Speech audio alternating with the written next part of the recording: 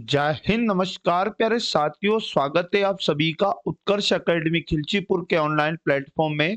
प्यारे साथियों, SSC GD constable का एग्जाम 4 फरवरी से स्टार्ट होने जा रहा है।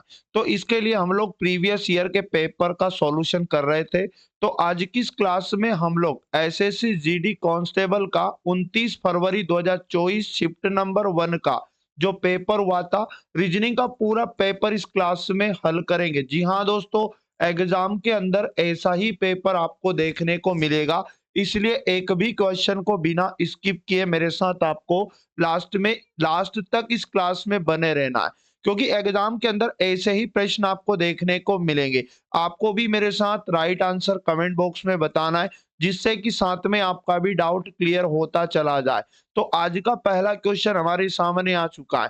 नीचे दी गई दो संख्याओं को आपस में बदलने पर निम्नलिखित में से कौन सा समीकरण सही नहीं होगा। तो साथियों, ऐसे प्रश्न को किया जाता है ऑप्शन से। अब आप कहेंगे सर ऑप्शन से कैसे? तो चारों ऑप्शन में 1 और 9 को आपस में बदलकर समीकरणों को बोर्डमास से हल किया जाता है। तो साथियों, मैं यहाँ पर लेता हूं डी ऑप्शन, यानी कि डी ऑप्शन में हम क्या करेंगे, 9 और 1 को आपस में बदलकर नया समीकरण बनाएंगे। तो यहाँ पर देखो, 9 की जगह तो हमें 1 लेना है और माइनस 1 की जगह हमें 9 लेना है। जी हाँ दोस्तों, आगे प्लस का 7 लिखा है और बराबर में कितना है, माइनस का 3। अब अगर ये समीकरण सही नहीं हुआ तो हमारा right answer option number D ही होगा। तो पहले हम 7 में 1 को जोड़ेंगे तो 8 हुआ, 8 में से माइनस करेंगे 9 को, तो क्या बराबर -3 के हो रहा है ये? नहीं। 9 में से 8 जाएगा तो माइनस का 1 बचेगा, यानी -1 के बराबर -3 हुआ। तो ये समीकरण हमारा क्या नहीं होगा, सही नहीं होगा। जी हाँ दोस्तों, डी वाला राइट आंसर होगा। और बाकी ऑप्शन जो आप 1 और 9 को बदलेंगे तो ये सही उत्तर देंगे, यानी 1, 8 और 7 उत्तर देंगे। तो जिन भी साथियों का डी ऑप्शन आ चुका है, प्रश्न का राइट आंसर होगा। अगला क्वेश्चन नंबर 2 हमारे पास है। निम्नलिखित प्रश्न में दिए गए विकल्पों में से उस आकृति का चयन कीजिए जिसे प्रश्न चिन्ह के स्थान पर रखा जा सकता है। जी हाँ दोस्तों, आकृति सीरीज हमारे पास है। देखो, पहली आकृति में जो आकृति आपको दिखाई दे रही है, दूसरी आकृति में वैसी है, लेकिन एक आकृति और नई आ चुकी है और ये उल्टी हो चुकी है, ठीक ना। फिर एक आकृति बढ़ रही है, अगली आकृति में देखा तो फिर एक आकृति बढ़ रही है। जी हाँ दोस्तों, उल्टी हो रही आकृतियां, क्लियर ना। अब देखो, ये ऐसा का ऐसा ही रहेगा, चारों आकृतियां ऐसी रहेगी। अब पांचवी आकृति फिर सीधी हो जाएगी, मतलब ये आकृति अब लास्ट में जो जुड़ी थी ये उल्टी होकर नई आकृति यहां पर जुड़ जाएगी। तो आप देखिएगा सी वाले ऑप्शन को, यानी सी आकृति में दोस्तों ये जो चारों आकृतियां थी वो तो वैसी की वैसी ही है, और एक नई आकृति जो आई है ये उल्टी हो चुकी है। तो बिल्कुल सी इसका राइट आंसर हो जाएगा। अगला, नीचे दर्शाए गए अनुसार एक कागज को मोड़कर काटा जाता है, खोले जाने पर यह कैसा दिखाई देगा। तो देखो, पहली स्थिति में कागज को आधा राइट से लेफ्ट मोड़ा, और फिर आधे को भी दोस्तों दूसरी स्थिति में ऊपर से नीचे मोड़ा, और तीसरी स्थिति में इसको लास्ट में इस तरह से यहाँ पर बीच में वृत्ताकार काटा। अब जब ये खुलेगा तो पहले दोस्तों ऊपर खुलेगा, ऊपर खुलेगा तो आप क्या करोगे, इसको दर्पण मान लोगे और इस वृत्त का दर्पण प्रतिबिंब पुनः इस तरह से यहाँ बन जाएगा। अब दोस्तों ये कागज क्या होगा, अब राइट से लेफ्ट मुड़ा था तो अब लेफ्ट से राइट के इधर खुलेगा, तो ये हमारा दर्पण हो जाएगा। अब प्रतिबिंब यहाँ पर बनेगा, इस दो वृत्त और इस तरह से बन जाएंगे, इनके दर्पण प्रतिबिंब। तो यानी कि बी वाला ऑप्शन हमारे प्रश्न का बिल्कुल राइट आंसर हो जाएगा। आशा और उम्मीद करूंगा प्रश्न आपको समझ में आ चुका होगा। अगला, निम्नलिखित विकल्पों में से दी गई श्रृंखला से लुप्त संख्या का चयन कीजिएगा। यानी एक सीरीज हमारे पास दिया जिसका पहला पद 68 है, फिर लिखा 69, उसके बाद में लिखा 77, आगे दिया है दोस्तों 104 और उसके बाद में 168, आगे प्रश्न चिन्ह लगा है। तो यहाँ प्रश्न चिन्ह के स्थान पर कौन सी संख्या होगी, तो देखो 68 को 69 लिखा, आप कहेंगे सर एक जोड़ दिया, क्लियर ना। 69 को 77 लिखा, आप कहेंगे सर 8 जोड़ दिया, और 77 को 104 लिखा, तो दोस्तों यहाँ पर कितना जोड़ दिया, आप कहेंगे सर यहाँ पर डायरेक्ट इसने 27 जोड़ दिया, और 104 को इसने 168 लिखा, मतलब यहाँ पर इसने 64 जोड़ दिया। अब आगे कितना जोड़ना होगा ये समझिएगा।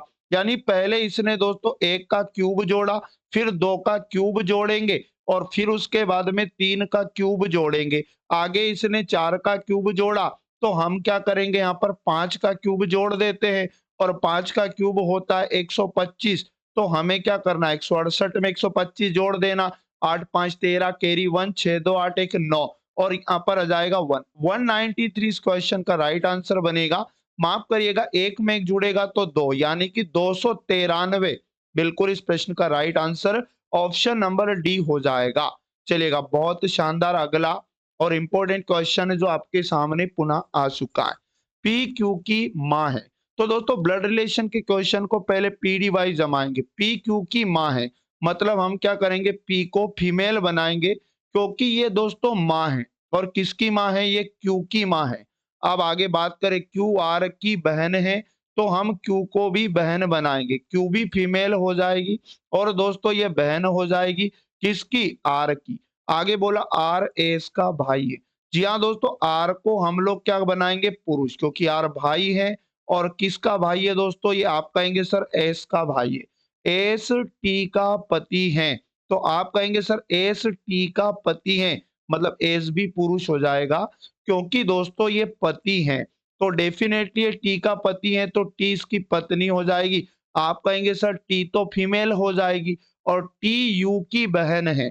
जी हाँ दोस्तों, टी की बात करें तो ये टी भी फीमेल है और ये बहन भी हो जाएगी किसकी, आप कहेंगे सर यू की। अब यू वी की पत्नी है। अब हम क्या करेंगे, यू को भी दोस्तों हम क्या करेंगे, फीमेल बना देंगे क्योंकि दोस्तों ये पत्नी है। और किसकी पत्नी, आप कहेंगे सर ये वी की पत्नी है तो वी इसका पति हो जाएगा मतलब दोस्तों ये पुरुष हो जाएगा वी। तो क्वेश्चन ने पूछा परिवार में कुल कितनी महिला सदस्य हैं, तो फीमेल की संख्या में बताना। तो देखो पी भी यहाँ पर फीमेल है, जिन जिन में हमने माइनस लगाया वो सब फीमेल है। क्यू भी फीमेल है और उसके बाद में यहाँ पर दोस्तों टी भी फीमेल है और यू भी फीमेल है। तो टोटल फीमेल की संख्या 4 बनी, यानी कि डी वाला हमारे प्रश्न का बिल्कुल राइट आंसर हो जाएगा। तो जिन भी साथियों ने डी को चुना है इस क्वेश्चन का बिल्कुल राइट आंसर हो जाएगा। आगे बात कर लेते हैं अगले इंपॉर्टेंट क्वेश्चन की जो आपके सामने पुनः आ चुका है। इसमें 7 मित्र के बारे में बात हुई है जिनके नाम प्रश्न में दिया है। एक वृत्ताकार मेज के चारों ओर केंद्र की ओर मुख करके बैठे। जी हाँ दोस्तों, तुरंत एग्जाम में क्या करना है, एक वृत्त बनाना और कितने 7 लोगों को केंद्र की ओर मुख करके बिठाना है। 3 हो गए, ये 4 हो जाएगा, ये 5 हो जाएगा, ये 6 हो जाएगा और ये वाला 7 हो जाएगा। क्वेश्चन ने कहा एस और ओ एक दूसरे के बगल में नहीं बैठे हैं। आगे बात करें तो यहाँ पर आर एम के ठीक बाईं ओर बैठा है। आर कहाँ पर बैठा दोस्तों, एम के ठीक बाईं ओर। तो हम क्या करेंगे, एम के ठीक बाईं ओर किसको बिठा देंगे, आर को बिठा देंगे। पहली बार वालों को हम कहीं भी बिठा सकते हैं। आगे बोला एम एस के बाईं ओर दूसरे स्थान पर बैठा है। तो एम एस के बाईं ओर दूसरा, तो एस यहाँ बैठना चाहिए तो इसके बाएं पहला दूसरा एम हो जाएगा। क्वेश्चन है का एन और ओ के बीच में क्यू बैठा है। एन और ओ के बीच में दोस्तों क्यू बैठा है तो डेफिनेटली क्यू यहाँ पर बैठेगा क्योंकि दो इसके अगल बगल में बैठने वाले लोग यहीं पर संभव हो सकते हैं। क्वेश्चन है का एन एस का पड़ोसी है तो एस के बीच पास में किसको बिठा देंगे, एन को। और क्वेश्चन ने क्लियर किया था कि एन और ओ के बीच में यहाँ पर क्यू है तो डेफिनेटली क्यू को हम लोग दोस्तों यहाँ बिठा चुके तो ओ यहाँ पर हो जाएगा। अब एक आदमी और एक स्थान हमारे पास बच चुका है जिसका नाम है दोस्तों क्या है, हमने बिठा दिया एम को। एम को हमने बिठा दिया एन ओ। उसके बाद में पी जो बचा है यहाँ पर बैठ जाएगा। क्वेश्चन ने कहा कि एन के ठीक बाईं ओर कौन बैठा है। तो दोस्तों एन के बाईं ओर कौन बैठा, आप कहेंगे सर एन के बाएं तो एस बैठा है मतलब ऑप्शन नंबर बी हमारे प्रश्न का बिल्कुल राइट आंसर हो जाएगा।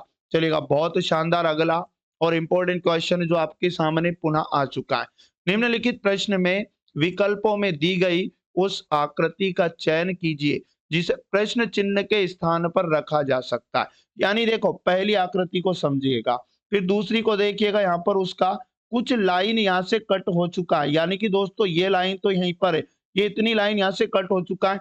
अगली आकृति में ये लाइन भी कट हो चुका है और उसके बाद वाली आकृति में अगर देखें दोस्तों तो ये वाली लाइन भी यहाँ पर कट हो चुका है। अब दोस्तों अगली आकृति में ये लाइन भी कट हो जाएगा, मतलब सिर्फ हमारे पास ये इतना बचेगा, ठीक है ना। तो इतना एक ही ऑप्शन में दिया है और उस ऑप्शन का नाम है दोस्तों बी वाला। ऑप्शन नंबर बी हमारे प्रश्न का राइट आंसर हो जाएगा। अब ये वाला क्वेश्चन लगाइएगा, वेरी मोस्ट और आईएमपी, और एग्जाम के अंदर डेफिनेटली ये सब पूछा जाता है। तो 8 लड़के वृत्ताकार मेज के चारों ओर केंद्र की बाहर की ओर मुख करके बैठे हैं, परंतु जरूरी नहीं इसी क्रम में। तुरंत पुनः हमें व्रत बनाना। अब केंद्र के बाहर की ओर मुख करके बैठे हैं। टोटल 8 लड़कों के बारे में प्रश्न में बात की गई है। जी हाँ दोस्तों, 8 लड़कों को हम लोग बिठाएंगे केंद्र के बाहर की ओर मुख करके। क्वेश्चन ने कहा एच ए के ठीक दाईं ओर बैठा है और एच ना तो ई ना ही डी का निकटतम पड़ोसी है और एफ बी के ठीक बाई ओर बैठा है। जी हाँ दोस्तों, एफ बी के ठीक बाई ओर बैठा है, तो पहले हम किसको बिठाएंगे? बी को। और बी का जस्ट बाया कौन बैठेगा? आप कहेंगे सर एफ बैठेगा, तो एफ बाई ओर बिठा देंगे।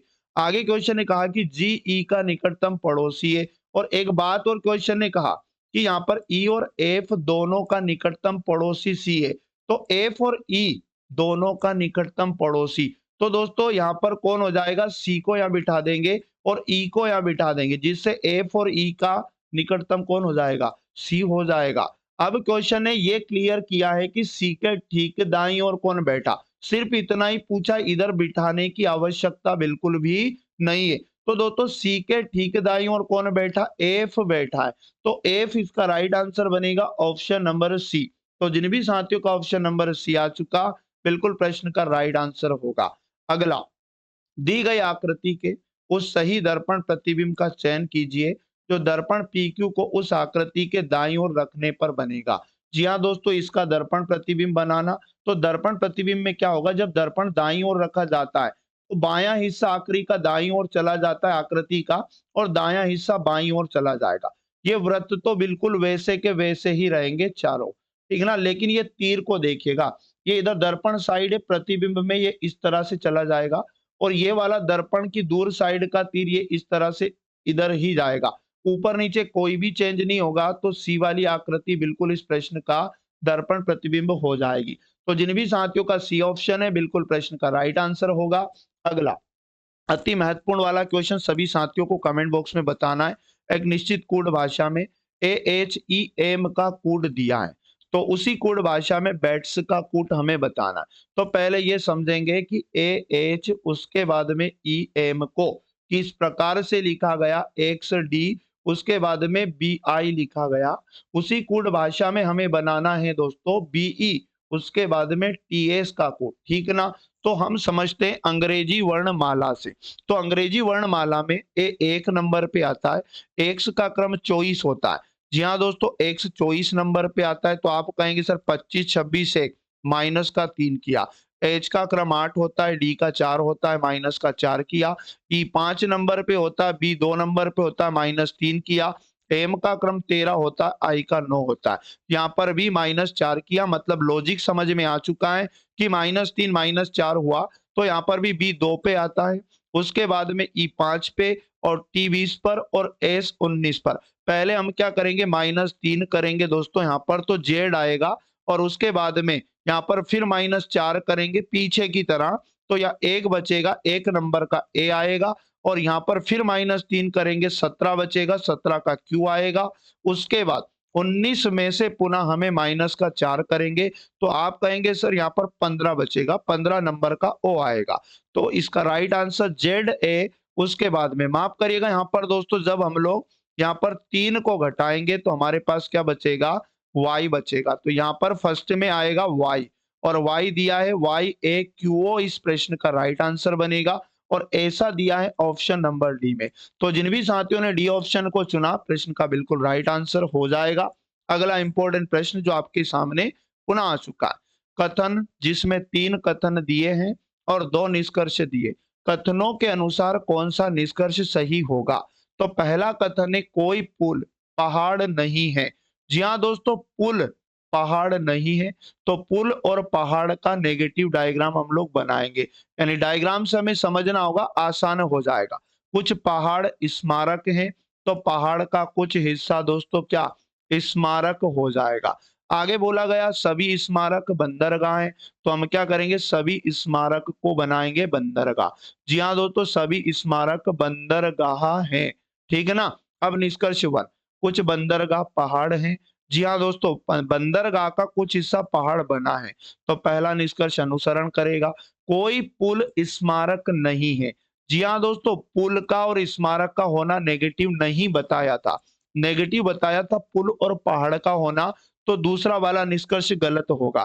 तो केवल निष्कर्ष एक पालन करता है, यानी कि दोस्तों हमें ऑप्शन नंबर सी इसका राइट आंसर चुनना है। चलेगा, आगे बात करते अगले क्वेश्चन की, जो आपके सामने पुनः आ चुका है। नीचे एक श्रृंखला दी गई है जिसमें एक पद लुप्त है। दिए गए विकल्पों में से उस विकल्प का चयन कीजिए जो श्रृंखला को पूरा करेगा। तो श्रृंखला को अंग्रेजी वर्णमाला से करना आसान होता है। पहला शब्द सबका चेक किया जाए। एच का क्रम 8 होता है, जे का 10 होता है, एल का 12 होता है, एन का 14 होता है। दो दो जोड़ा जा रहा है, 14 में दो जोड़ेंगे 16 का पी आएगा।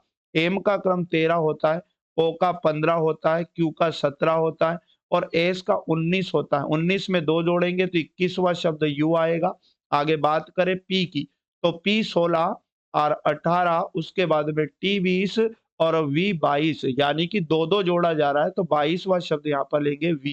तो पीयू वी इस प्रश्न का राइट आंसर बनेगा।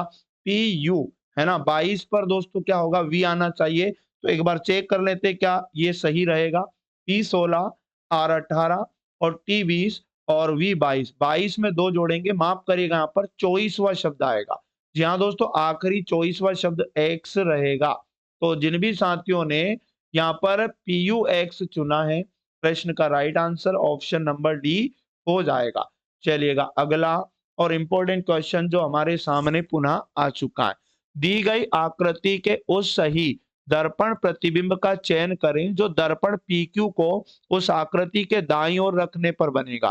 तो साथियों ध्यान से समझिएगा, यानी कि पीक्यू पर दर्पण रखा, दाईं ओर रखा है, आकृति का बायां दायां बन जाएगा और दायां बायां बन जाएगा। और नीचे दो रेखाएं जो दिखाई दे रही ना, ये वैसी ही रहेगी।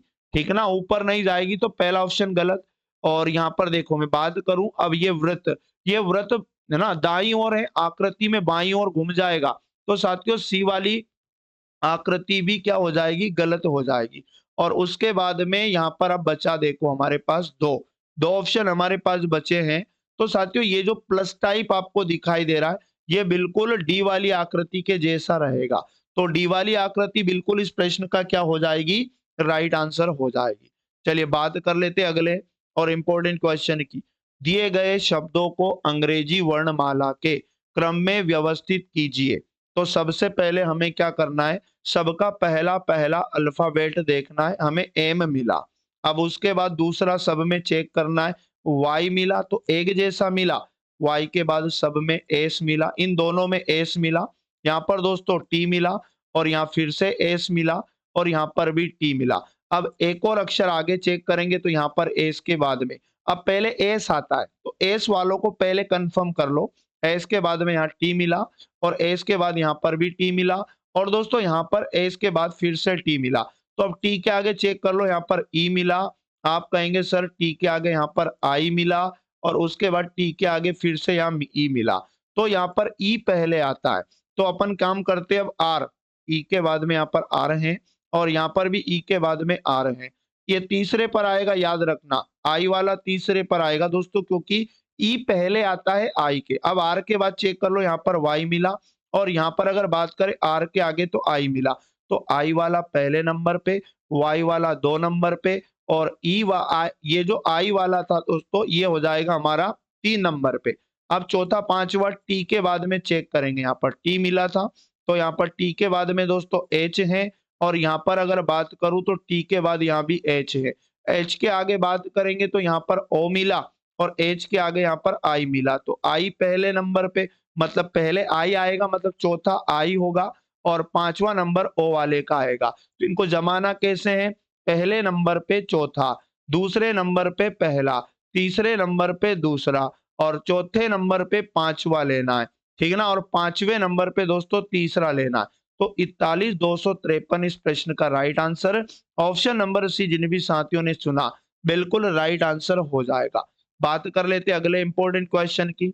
निम्नलिखित विकल्पों में से उस विकल्प का चयन कीजिए जो पांचवें शब्द से ठीक उसी प्रकार संबंधित है जिस प्रकार चौथा शब्द तीसरे शब्द से संबंधित है और दूसरा शब्द पहले शब्द से संबंधित है। जिस प्रकार सूर्य मंदिर का संबंध गुजरात से है, तो साथियों गोल गुंबज का संबंध भी उसी प्रकार कर्नाटक में है। और साथियों अजंता की गुफाएं कहाँ हैं? तो देखो सूर्य मंदिर गुजरात और गोल गुंबज कर्नाटक में, तो अजंता की गुफाएं दोस्तों महाराष्ट्र में। यानी कि सी वाला इस प्रश्न का बिल्कुल क्या हो जाएगा, राइट आंसर हो जाएगा। चलिए अगला आईएमपी वाला प्रश्न जिसमें दिया है कि 37 डी 18 ई 84 एफ 21 बराबर 51। मतलब इस समीकरण में क्या करना है, जो डी ई एफ दिखाई दे रहा है इनकी जगह गणितीय चिन्हों को रखकर हमें 51 बनाना और इस समीकरण में हमें 79 बनाना और एक समीकरण हमें दिया है इसका मान हमें बताना। तो सबसे आसान तरीका मैं आपको बताता हूँ। सबसे पहले हमें क्या करना है, डी का मतलब तो मानना है दोस्तों प्लस और ई का मतलब आपको क्या मानना है यहाँ पर दोस्तों माइनस। और उसके बाद में यहाँ पर बात करूं एफ का मतलब क्या मानोगे, तो साथियों इसका मतलब आपको भाग मानना है। ठीक ना, तो पहले समीकरण को देखिएगा 37 उसके बाद में प्लस 18 उसके बाद में बात करें तो माइनस और उसके बाद में लिखा 84 और भागित कितना दोस्तों 21। पहले 21 का भाग 84 में 4 बार जाएगा और 18 में 37 को जोड़ेंगे, आप कहेंगे सर 55 बनेगा, 55 में से 4 गया तो बिल्कुल इस क्वेश्चन में 51 हमारे पास आ चुका है। अब देखो इसी प्रकार 57 डी का मतलब प्लस और उसके बाद में 28 है ना, ई का मतलब माइनस उसके बाद 90 एफ का मतलब भागित और 15। तो इसे भी बोर्ड मास से हल करके 79 लाएंगे, 15 छक्के 90 और यहाँ पर 28 में 57 को जोड़ेंगे तो बिल्कुल 85 बनेगा। 85 में से 6 जाएगा तो 79 हमें दिया है। इसी प्रकार आपको क्या करना है, एक समीकरण दिया है इसका मान बताना है। तो देखो 14 डी का मतलब प्लस, फिर 17 ई का मतलब माइनस, उसके बाद में 8, 8 के बाद में एफ का मतलब भागित 4। पहले भाग देंगे 4 दूनी 8 बनेगा और 17 4 हो जाएगा कितना 7 4 11 यानी कि टोटल 31 बनेगा। 31 में से 2 जाएगा तो 29 इस क्वेश्चन का राइट आंसर 29 बी वाला ऑप्शन हमारे प्रश्न का बिल्कुल क्या होगा, राइट आंसर हो जाएगा। चलेगा बहुत बढ़िया। अगला इंपॉर्टेंट क्वेश्चन जो आपके सामने पुनः आ चुका है। निम्नलिखित प्रश्न में दिए गए विकल्पों में से संबंधित अक्षरों का चयन करना है। जिस प्रकार बी डी का संबंध यहाँ पर बोला डब्ल्यू वाई से है, उसी प्रकार एफ एच का संबंध किससे बनेगा। तो बी अंग्रेजी वर्णमाला में 2 पर, वो डब्ल्यू 23 नंबर पे होता है, 24 25 26 और 2 मतलब टोटल इसने क्या करा 5 घटाया और डी 4 नंबर पे वाई 25 पे आता है तो 26 1 2 3 4 मतलब यहाँ पर भी दोस्तों 5 घटाया। तो इसी प्रकार एफ का क्रम 6 एच का 8, यहाँ पर भी 5 माइनस, यहाँ पर भी हमें 5 माइनस, 6 में से 5 गया तो 1 बचेगा, 8 में से 5 गया 3 बचेगा। 1 नंबर पे ए आता है और 3 नंबर पे सी आता है तो ऐसी is the right answer, option number C हमारे प्रश्न का राइट आंसर हो जाएगा। अगला महत्वपूर्ण प्रश्न जो हमारे सामने आ चुका है। निम्नलिखित अक्षर समूहों में से अक्षरों का कौन सा समूह क्रमबद्ध रूप से बाईं से दाईं ओर रखे जाने पर नीचे दी गई श्रृंखला को पूरा करेगा। जी हाँ दोस्तों, इस सीरीज को ध्यान से देखिए कैसे बनेगी। डबल डब्ल्यू और double X, double Y double Z, ठीक ना, डबल डबल दिया, फिर से डबल डब्ल्यू से ये श्रृंखला रिपीट हो रही है। डबल डब्ल्यू मतलब डबल डब्ल्यू के बाद में यहाँ पर एक्स था तो यहाँ पर भी एक्स आना चाहिए, फिर डबल वाई डबल जेड, फिर से देखो डबल डब्ल्यू से फिर शुरू हुआ, फिर डबल एक्स बनेगा, डबल वाई डबल जेड, आगे बात करें double W double X double Y, फिर यहाँ पर क्या होना चाहिए डबल जेड। तो हमने लुप्त संख्या मतलब लुप्त अक्षर क्या रखा है यहाँ पर एक्स, एक्स डब्ल्यू और जेड, यानी आप कहेंगे sir X X W Z प्रश्न का right answer option number B होगा। तो जिन भी साथियों ने बी को चुना है बिल्कुल प्रश्न का राइट आंसर होगा। अगला आईएमपी प्रश्न आपके सामने। एक निश्चित कोड भाषा में क्वाइट का कोड दिया 216, प्रो का कोड दिया 228, उस कोड भाषा में एग्जिट को कैसे लिखा जाएगा सुनिएगा। अंग्रेजी वर्णमाला में जैसे क्वाइट को बनाएंगे 216, क्यू 17 नंबर पे आता है और यू 21 नंबर पे आता है, आई 9 नंबर पे आता है, टी 20 नंबर पे आता है और ई 5 नंबर पे आता है। इन सबको जोड़ते हैं तो 9 5 14 1 15, 15 7 हो जाएगा 22, हासिल आएगा 2। उसके बाद में 2, 2 4 1 5 और 2 कितना हो जाएगा 7। 72 में गुना अगर मैं 3 का करूँगा तो बिल्कुल 216 बनेगा। अब यही लॉजिक क्या प्रो में भी अप्लाई हो रहा है? पी का क्रम 16 और आर का 18, ओ का क्रम दोस्तों 15, उसके बाद में वी का क्रम 22 और उसके बाद में ई का क्रम 5 होता है। ठीक है ना? इनको जोड़ते हैं 5 2 7 5 12 8 20 6 26, हासिल 2 आएगा। यहाँ पर 2 1 3, 3 1 4 1 5, 2 कितना हो जाएगा 7। 76 में गुना 3 का करके देखते हैं, 3 छंग 18 कैरी 1, 3 7 21 और 1 22, 228 बन चुका है। तो एग्जिट का भी हम लोग बना देंगे। जैसे ई 5 पे आता है और एक्स 24 पे आता है और दोस्तों आई का क्रम अंग्रेजी वर्णमाला में 9 होता है, एस 19 नंबर पे और उसके बाद में टी 20 नंबर पे। 0 9 9 18, 4 हो जाएगा 22, 22 में 5 जोड़ेंगे 27, हासिल आएगा 2। यहाँ पर 2 1 3 और 3 2 5 और 2 कितना हो जाएगा 7। 77 इसका राइट आंसर क्या हो जाएगा? क्या गलती हुआ? 77 में 3 का गुना और करना है क्योंकि सब दूर 3 का गुना किया था, 3 7 21 हासिल 2, 3 7 21 और 22 23 यानी कि 231 प्रश्न का right answer option number D हो जाएगा। चलिएगा बात कर लेते हैं अगले इंपॉर्टेंट क्वेश्चन की। निम्नलिखित विकल्पों में से दी गई श्रृंखला में लुप्त संख्या का चयन करना है। तो देखो इस सीरीज में कैसे आगे बढ़ रही है, मतलब बढ़ नहीं रही है, सीरीज घट रही है। तो 1095 को इसने क्या लिखा? 1072 लिखा। आप कहेंगे सर घटाया इसने तो कितना माइनस हुआ? तो यहाँ पर अगर बात करूं तो दोस्तों 23 घटाया।